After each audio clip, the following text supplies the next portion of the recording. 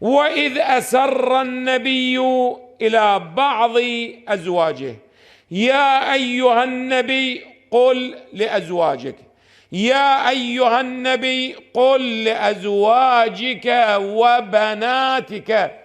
هذه في الحاشية، في الحاشية. أولئك الذين يقولون أن النبي صلى الله عليه وآله ليست له إلا شنو؟ بنت واحدة. من هي؟ سيدة نساء العالم. عنده بنات أخرى لو ما عنده؟ عنده لو ما عنده؟ ما عنده؟ عنده لو ما عنده؟ خذ زي هذه الآية تقول يا أيها النبي قل لأزواجك وبناتك.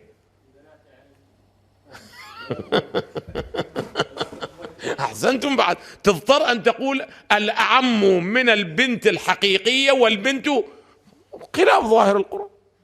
القرآن ما استعمل على أي لحظة. المهم أريد أقول أن الطرف الآخر، ما أريد أقول صح عزيزي أنتم انظروا إلى كلماتي ودققوا، الله يعلم لست بصدد الدفاع، ولكن انظر إلى من زاويته كيف دا ينظر إلى القضايا.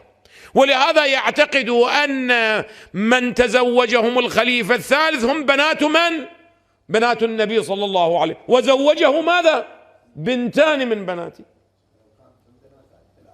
أحسنتم. عندهم صحيح مو صحيح، المهم على أي الأحوال.